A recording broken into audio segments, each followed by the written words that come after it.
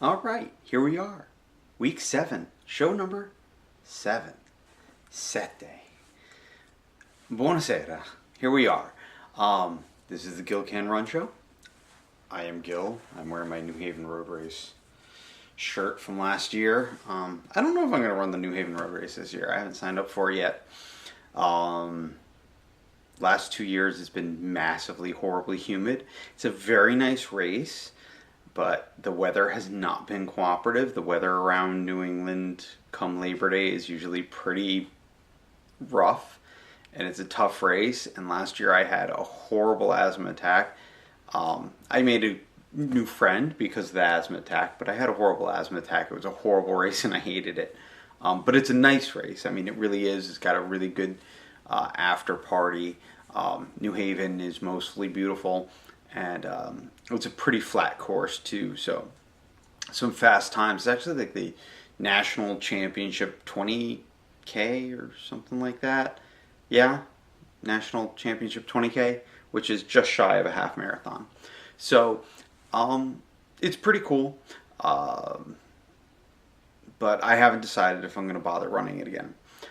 So this weekend, no real races except for the Brantford Road Race. I'm not doing like any marathons this weekend. Brantford Road Race, the reason I'm doing Brantford Road Race is it's my first race. It was the first race I ever ran. It was the first race I was ever exposed to. I think I already went over this, where my uncle owned a house that was right at the mile 1 marker, and we would do the water station. We would hand out water. It was very cool. So, and there's a whole strawberry festival. I don't really eat anything at the strawberry festival, and I really should, but I don't, because I am so concerned about my diet, my caloric intake, and everything like that. And just everything there is kind of tasty and fried and massive and bad for you. And, you know, what are you going to do? It's a New England agricultural festival. That is the way that it goes. And yeah, if you've never been to New England, if you've never done like the New England thing, like all the food here will kill you. Okay, we are horrible. Connecticut, I believe, eats more ice cream per capita than anywhere else in the country. We are massive ice cream freaks.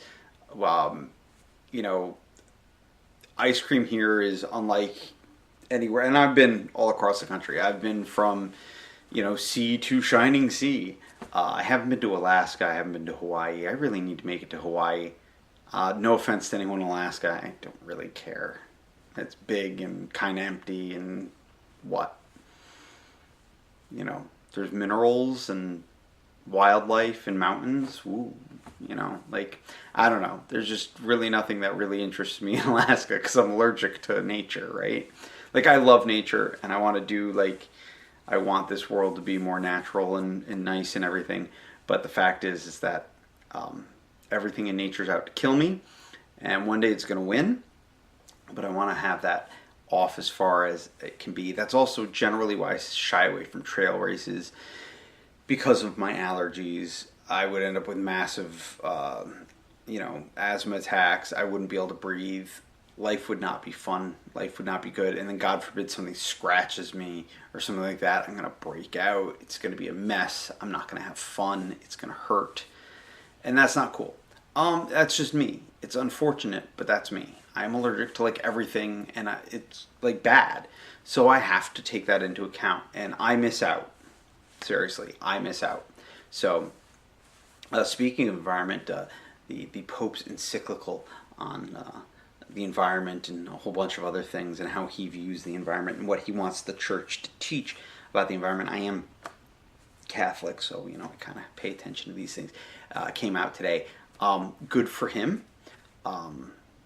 Good for everyone that somebody's standing up, somebody of authority, and he is an authority. He actually has a technical degree in chemistry, so he is a scientist. It's not like he doesn't have a PhD in chemistry, but he is a scientist. If you have a degree in a science, you are a scientist. That is that. Some websites say, "Oh, it's just a technical degree.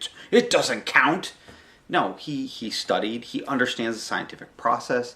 He has followed the scientific process. He gets how experimentation works. He understands what a theory actually is. When someone says, in colloquial parlance, I have a theory that such and such, and it's wild conjecture. That is not a theory, conjecture. Nice. I have been drinking, believe it or not. That is not a theory, okay? That is a hypothesis. A theory is a hypothesis that has been tested and proven to bear out in the data, okay? So, and it's been done more than once. You can't just run one experiment and say, oh, well, that shows that this is true. No. Somebody else has to run the experiment. You have to keep reproducing the results. And then your idea becomes a theory. And a theory is pretty much as close as we can get to a fact as there is. Because realistically, when you look at things, there's no real absolutes. Yeah, we can say with certainty that the sun's going to come up tomorrow. But we can't guarantee it. You see what I'm saying here? So, not everything is 100%. Nothing is 100%. You never know. We could be completely wrong about our entire perception of reality. It's entirely possible that I am not sitting here right now talking to you. Yeah, I know, I get it. What? He's sitting there talking, right? Of course. But the fact is, it just might be a matter of our perception, and it might all be a big deception. It might not be real.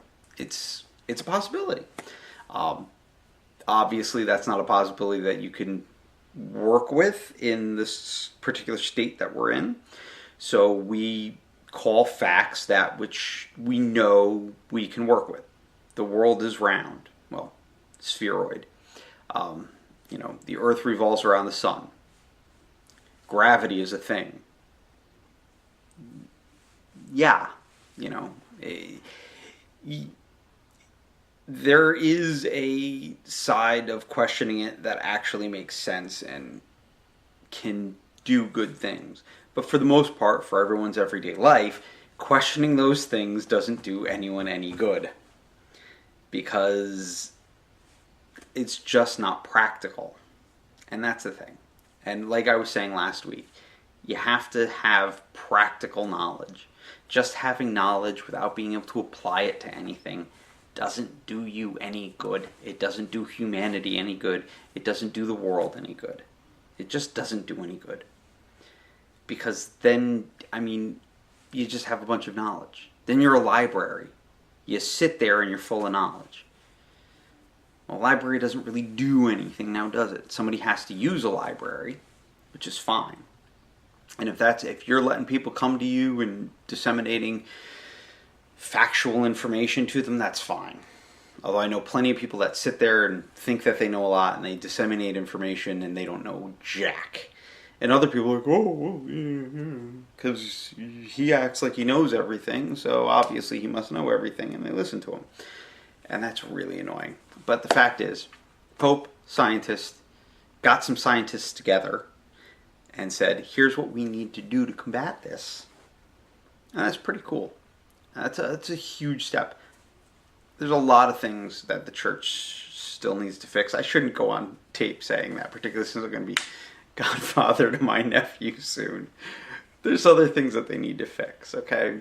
Some of the things were said recently that remind me there are things that need to be fixed, but change in the church is very slow. Very, very slow. So take what you can get when you can get it. And right now, I'm taking the climate change thing and I'm running with it. Because it is fantastic. Because we do. We have one place where we live. It is Earth. Oh, well, I'm an American. Well, you live on Earth. Okay? We're not islands unto ourselves. Each nation doesn't have its own, air and water and everything. We pretend like we do, but we don't. Because the air doesn't know, oh, I'm crossing into Canada now and I'm America's air, I need to stop. The river doesn't know, oh, well, I'm Canada's river and here comes the American border, I need to stop. Whales, geese, whatever. They're flying around, they're swimming around, they're doing their thing. They're not like, oh, I'm going into international waters now. I better go back because I'm France's. Or, I better, turn around here because, I don't have a visa to enter Brazil, as a duck. whatever. You know, animals have no concept of that. When you fly over the earth, you can sometimes see borders because like we've carved borders into things. But if you just left the world as it was and human beings didn't make lines and you flew over the world, you would have no idea where one country started and another one finished. You wouldn't know. Ducks don't know, whales don't know, air doesn't know, water doesn't know. Nothing in the natural world, besides human beings, have any clue that we've crossed any sort of border. Imaginary lines drawn on a map, created by human beings. So, we are all one planet. That is it. We have one planet that we travel around on. We don't even really have a planet. We are the planet. We travel around on it through space. Believe it or not, we're not just rotating around the sun. The sun and the entire solar system is also rotating around the galaxy. I believe currently we're in the Orion arm. I'm not 100%, or we might be in like an offshoot arm. I kind of forget right now. But point is, we have a location in space, and that location changes constantly. Not only day by day and hour by hour, but century by century. I mean, we're just literally on a spaceship going through outer space. And that's just the way that it is. So, taking that into consideration and considering that we at this point don't have any technology to go to another planet to live, regardless of what you think of climate change. Okay? Which, if you think for some reason that it's not man-made, really just hold off on that and we'll get back to that. But maybe not today, but we'll get back to that. Here's the thing, okay? So let's take that right off the table, okay? I have asthma. I know many people with asthma. I know more people have asthma today than had asthma when we were kids. I know that it is going to continue to get worse. I know that the average cough created by the common cold lasts 3 times, I believe it's 3 times longer. It might be 6 times longer, but for some reason 3 times is sticking out in my head than it did 20 years ago. According to people who study these things, I don't know how they get their data. I guess they ask people, but I gotta tell you, the fact is that we're so worried about quitting smoking, which is good. Please, by all means, quit smoking. I'm not going to get preachy about that, but you know, if you can, do it. Chantix works very well. But so you're sitting there, and you know, air quality keeps getting worse. So no matter what we're doing, whether we're warming the earth or not, we are making air quality much worse. And if you can't tell that, then blow your nose more often and breathe through your nose more often. And you will notice everything stinks. I mean, it just smells bad. And air quality just gets worse. And that's not a good thing. But more than that, once again, throwing climate change off the table. Forget it. Forget I ever said anything. Forget the Pope said anything. Forget anyone said anything. Okay? Please. Water quality. Okay? Used to be, you just go around, pretty much drink out of things. You know, as long as it was running water, you were pretty safe. You can't do that anymore. We got bacterial blooms, and now there were always bacterial blooms in the ocean and stuff, and people would be able to avoid them because they would see them, but they'd be small and concentrated and then dissipate. But, I mean, like, we're changing the chemistry of the water so that these things end up persisting more. Either we're making them stronger by, you know, overuse of things like antibiotics and whatnot, or we're creating chemical imbalances in the water that allow these things to thrive more. So now you're not so safe when you go out and you just drink water. We got to filter everything, you know, and that's not good. And that's not the way things are supposed to be. I should be able to plant a garden wherever I want. I shouldn't have to worry that we've put stuff in the soil that is going to poison anything that grows there, which we do. Southern Italy has a big problem with that because they found out that a lot of the mafia guys, I hate using that term, but that's the way I have to describe them. A lot of the mafia guys were going around getting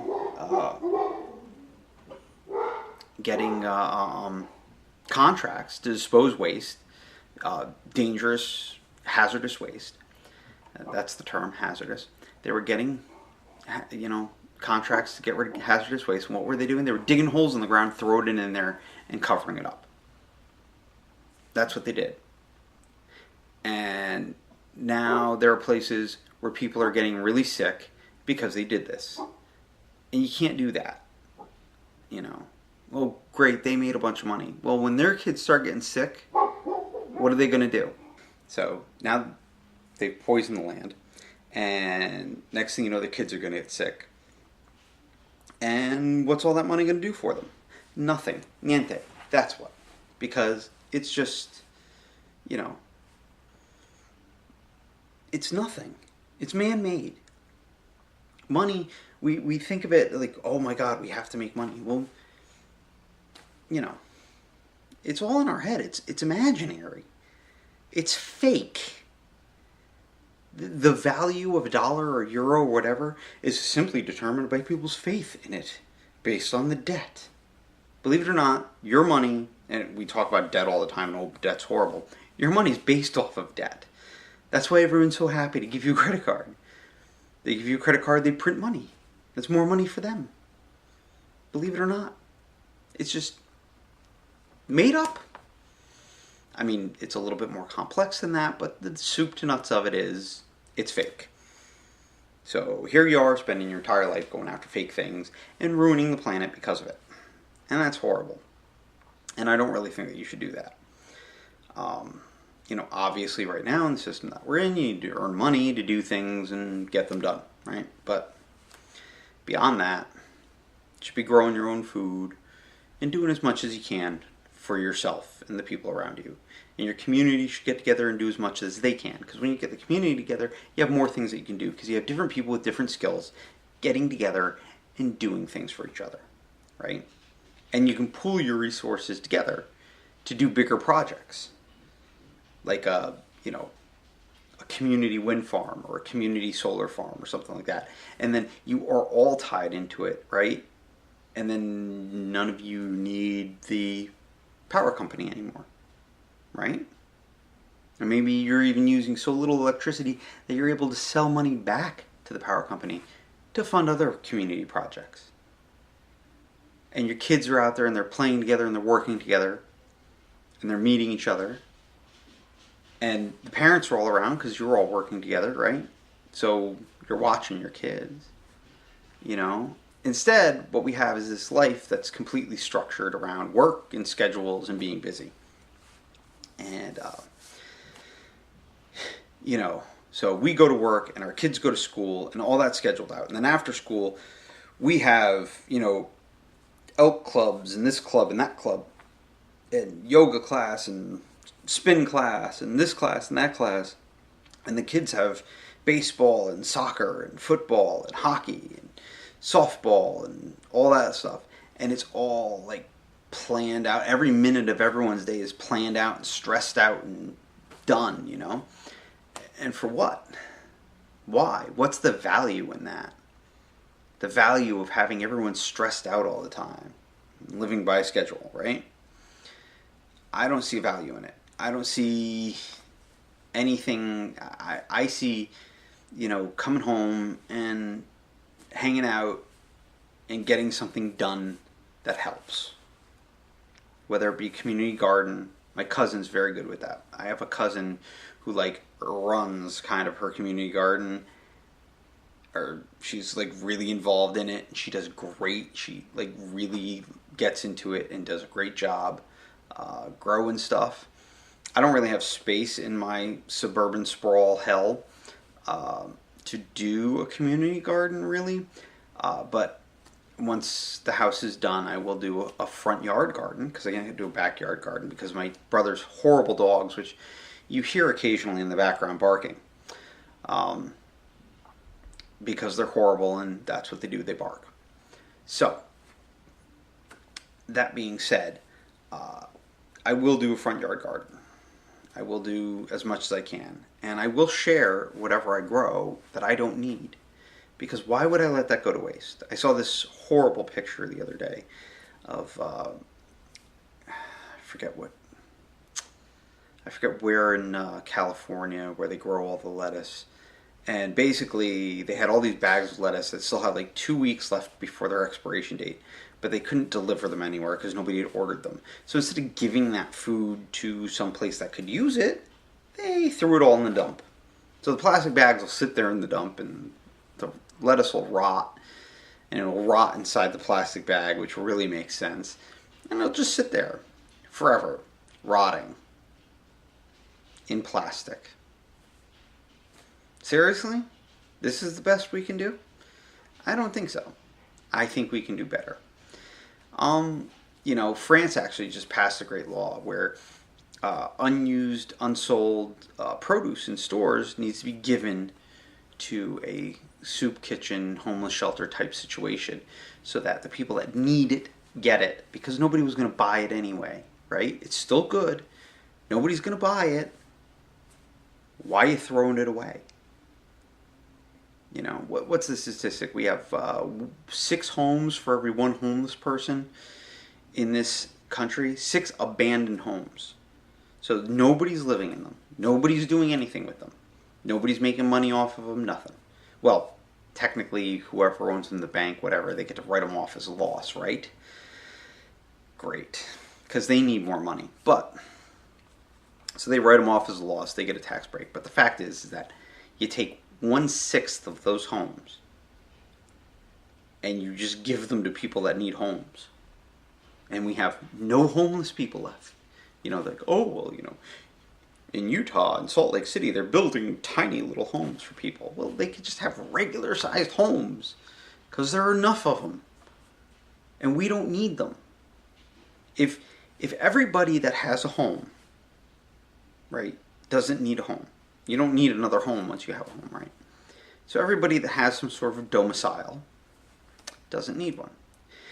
For everyone that doesn't have a domicile, you have 6 empty houses. Where's the demand for houses there? I don't understand that. Where's the demand in the market? So take 1/6 of your stockpile of empty homes and give them to the people that need them. And maybe those people need help. Don't get me wrong. This isn't like a free thing because these people probably will, a lot of them will need help adjusting. A lot of them will need help, because who really chooses to be homeless? Who says, I want to go live on the street, right? Not a lot of people. Either people in horrible situations or people who don't have the cognitive abilities to just keep their head down and move along with regular society, right?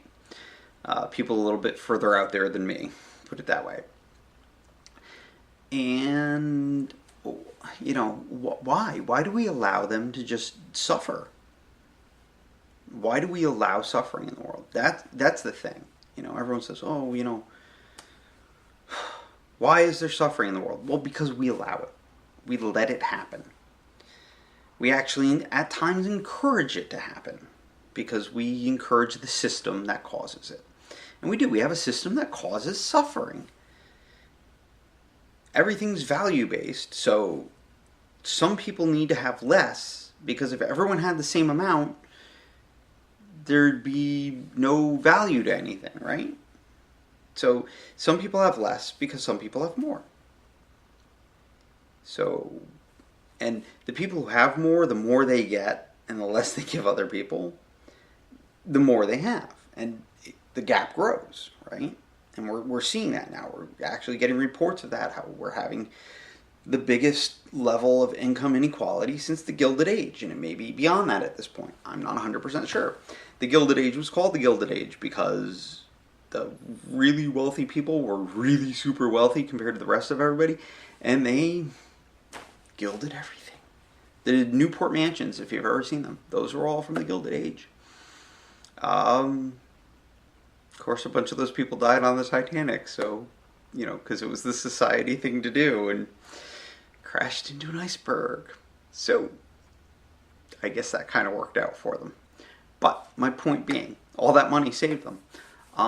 My point being that, for some people to have more, other people have to have less, and we cause that suffering. And then the people in the middle, some people more comfortably in the middle than others, but the people in the middle sit there and they encourage it. Oh, well, I could be that rich one day. Got news for you. Chances are no. No, you can't be that rich one day. And you're not going to be able to take it with you, and you're not really going to be able to leave much for your children anyway. So maybe help everyone out, and by helping everyone out and sticking together, we can raise all the boats. And that's the thing.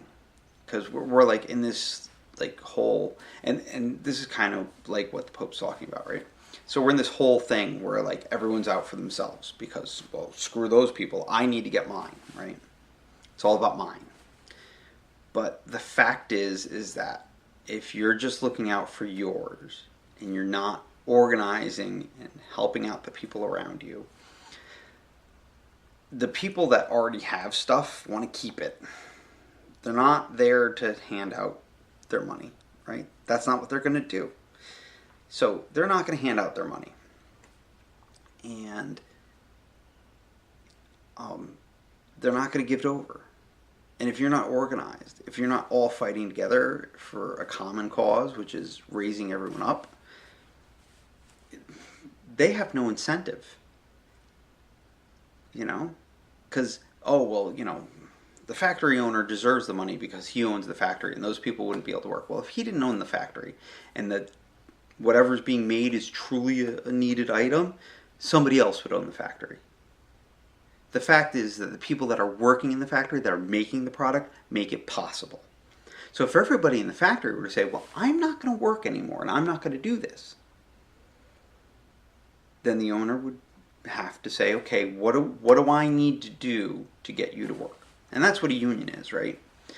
That's what a union is. Everybody working together to make sure that they are getting an equitable share from the labor that they put in to produce a product, theoretically. Unfortunately, we don't see the value in that anymore. And everybody just wants what's best for them, screw everyone else. And I'm speaking in broad generalities, of course, and it's just, whatever. So, that's where we're at. The fact is, got to get rid of the inequality, got to take care of the environment. We're all in this together. I mean, we are. And, I'm talking about rich and poor and everything, but we're all in this together, rich and poor. It doesn't matter. The rich aren't going to be flying off to another planet. Not yet, at least. Even they can't afford that. Well, speaking of which, we should be spending more money on NASA than we are. A lot more money on NASA than we are. Not because we should be flying off to other planets, although we should. But we should be exploring. It's what we should be doing. And if everyone got together and said, this is what we're going to do, we're going to explore the universe, and we just did that, we'd be okay. I'm telling you, we would be okay. Because eventually we would learn that we're not alone in the universe, and that we really need to stick together as a people to go out and reach out to these other beings and say, hey, here we are, we're pretty cool, you pretty cool, and, let's exchange ideas and learn even more, right? Because, there's too many possibilities for life that we're going to find it. It's out there, but it's not going to find us. You know why it's not going to find us? Because we don't have anything worth finding right now. We don't. We're not an advanced civilization. If you could travel all the way across the galaxy or the universe to locate Earth, what good is it for you to come down here and deal with us in any way, shape, or form? What are we going to give you? We're not going to give you anything. We don't have anything to offer the rest of the universe right now. Nuclear bombs? They just traveled across the universe. You don't think that they can split the atom? Come on. We have nothing for them. We haven't done anything. We built some pyramids. Ooh, we landed on the moon. Whoa. We have nothing. We don't even have a working fusion reactor yet. I mean, yes, tokamak design works, but it doesn't actually produce any power. At most, it's a wash. And that's not good. Although Boeing does have a new design. Well, it's not really a new design. It's an old theory. They are picking it up, and they believe they can actually create power out of this design. It's the first time anybody anywhere is going to try a non-tokamak design reactor and expect it to actually work. So it'll be good. I'm interested to see in how they end up doing, and it's actually a much smaller design, more efficient, obviously, if it's going to actually produce power eventually. So we're going to have to wait and see what happens. So kudos to Boeing for that.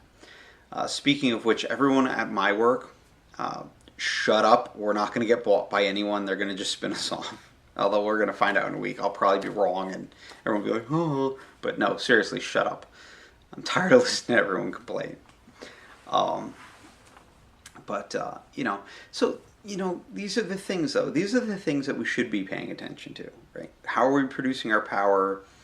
How are we producing our food?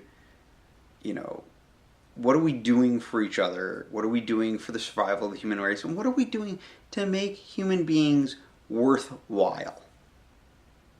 What has the human race actually done that's worthwhile?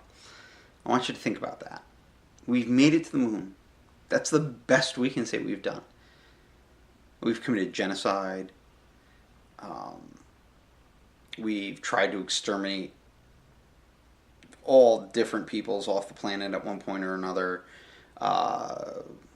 We've exterminated a whole bunch of different animal species. We created TV and radio. Sitcoms. Is that our great achievement? As human beings, is that what we got? Sitcoms and 8 billion people? Because 8 billion people really isn't that much of a, awesome thing either, considering that we're kind of starting to stretch everything to the limit at this point. Because we're poisoning the environment so much that we're kind of making it hard to sustain 8 billion people. I think it's coming up on 9 billion soon. So what have we done as a species, right? This is my big question. What have we done? And we haven't really done anything. We're about to get to Pluto. That's pretty cool. We got a satellite we sent out to Pluto, and other objects out there. We've gotten one satellite past the actual solar system. We're actually out. So we have one thing that's going outside the solar system. And that's it. That's all we've done. Great. Somebody climbed Everest. Now everyone climbs Everest. Great. Somebody made it to the South Pole. Everyone's going to the South Pole. But, we don't have any really, as a species, no great accomplishments. Capitalism, genocide, slavery. I'm quoting a propaganda song now. Sitcoms. This is your human history. This is what we've done. I don't see the value in that. I don't. Are we really making the best use of our time as we possibly can? I don't think that we are. These are the things, and these, like I said, these are the things that I think about when I'm running. This is what goes through my head when I'm out there on the road. And my feet are pounding on the pavement and muscles are aching and I'm sore and whatever. These are the actual thoughts that go through my head. I leave out the stuff about like girls and stuff like that because who wants to hear about that? I don't mean, maybe you do. If you want to hear my thoughts on girls, they're specific girls. It's not like in general, but a lot of relationship things go through my head and whatnot while I'm running too. A lot of things go through my head, but these are the things I think really have a bearing for everybody. There's nobody that isn't affected by these things that I think about when I'm running. And it's what happens. I'm out there on the road and stuff pops into my brain and I just think about it. And I can't help but think about it, even in a marathon and stuff. And I will be sitting there and I'll be trying to calculate out my pace and talking to my friend or talking to this person, talking to that person, looking at the scenery and this, that, the other thing. And I still have these thoughts, right? And they just keep going. They don't stop. Pretty much up until the moment I go to sleep at night, my head is just running. The hamster is going full speed. And that's just the way that it is. But I think that it's good. I think it's a good thing that I think these things out and I pay attention to these things. And I think it might help that I share them with you out there, the viewer. Because, how often do you really sit there and think about these things? And think about, not just what are you doing, but what are we doing? What is the purpose of being human? What is the purpose of living on this planet and doing what we're doing? And are we doing anything of value? I think that that's important. I think that's something that everybody should think about. And then really take stock of what they personally are doing and how they can change to make things better. Because I can't change anybody else out there. I can't change your mind. I can't change her mind. I can't change his mind. I can change my mind. I can decide to do things differently. And do them differently. And that's it. And then I can share that experience with you. And that's what I'm doing. And if someone else picks up that torch and runs with it, they're only changing their mind. They're not changing my mind, they're not changing her mind, they're not changing his mind. They're just changing their mind, right? And that's it. And that's all this is me just explaining to you what goes through my head and how it then pertains to what I decide to do in my life. So I want to make a difference in some way. So I got my teaching certificate to teach English, right? To speakers of other languages. I can go throughout the world, teach English to people. And I think that's a valuable skill. I think communicating is very valuable. If I didn't, why would I be doing this, right? So, that's what I want to do. That's what I want to get out there and do. And I want to run and have fun. And when I'm running, I'm spreading positivity. I'm being supportive of the people around me, the runners around me. I don't know all of them. I don't know most of them. It doesn't matter. I want to see everyone do the best that they can every time out. And you know what? Sometimes the best that a 3-hour marathoner can do is like a 4-hour marathon. Because whatever hit them that day is what hit them that day. And they can't do it. But it doesn't matter if you're slower than your PR or whatnot. As long as you do the best you can at that moment. And I always try and do the best that I can at that moment. Sometimes I do horribly. Sometimes I am a horrible person. It happens to all of us. We break down, we slip, we do. Not horrible, like I'm not going to go out and hit someone or something like that. But I feel like I failed. And that's okay. It's okay to fail. It's okay to not always be 100% your best. Because some days you're just not going to be there. Some days you're just not going to have everything going for you like I did today. Today was a very bad day for me. I was getting hammered at work. I was getting... somebody broke into the house that's being fixed and stole all the drywall contractors' tools, all the extension cords that were there, and then cut the extension cord that goes between the general contractor's house, because he's my neighbor, and my house. And that's kind of really fucked up. I get it. People, insurance. But listen, okay? When you're stealing from other people, And nobody stole anything from me. None of this was my stuff. It just happened to be in the house that I grew up in, and in the house that I will go back to shortly. Nobody stole anything from me. But when you steal from people, and you don't have to, and I get it, in the system that we're in, there are times, like people need a loaf of bread and they can't afford a loaf of bread and they steal a loaf of bread.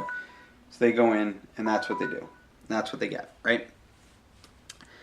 But when you steal from other people and you don't have to, because frankly, if you're stealing drywall contractors' tools, you don't have to do that. What are you going to do? Open up your own drywall business? I don't think so. So, it's just, there's no reason to do it. There's just none. Because, what did you just do? Well, here I have a 95-year-old grandmother who wants nothing more than to get back in the house that her and her husband bought in 1951 and built. And now you've delayed that another, week, 2 weeks, because what? I'm not judging what they needed the money for. I don't really care. But, really? So it was a target of opportunity and you decided to go for it because, it was easy for you? And then why cut that? Why cut that wire? Why do that? You going to sell the copper and the extension cord? I mean, that's just a shitty thing to do. It's a really shitty thing to do. Because, all you're doing is delaying some little old lady from getting back in her house. So don't steal, And if you have to steal, do it smartly. But don't just go into random people's homes and take shit. That's just shitty. Because as I said, you just delayed some little old lady from getting back in her home. So how do you feel about that, right? All right. On the upside, Brantford Road Race this weekend. Can't wait to give you a rundown. Walkway Marathon was a lot of fun. I forgot to get to that. My God. Walkway Marathon was a lot of fun. I've already talked about it a bit. But it was very nice. Beautiful views. The sun was brutal, though. The sun coming off the walkway was tough. Although running across the Hudson River on a pedestrian bridge was very cool. But the start, I realized, was the inaugural year, but the start was like straight uphill for the first mile. It was kind of brutal. But then you got straight downhill for the last mile, right? It was actually mile .75, I believe, was uphill to start. So it was kind of, there were first year jitters, there were some bugs that they need to work out, and they'll get there. As I said, I don't know that I'm going back, though. So it was cool, but, it was fun. Jeep performed well getting up there and back. I got 17.5 miles per gallon. That's pretty awesome. For a vehicle that's older than my last girlfriend and needs to be rebuilt. So, anyway, we'll see you guys next week. I gotta run. Have fun. Keep running. And we will see you soon.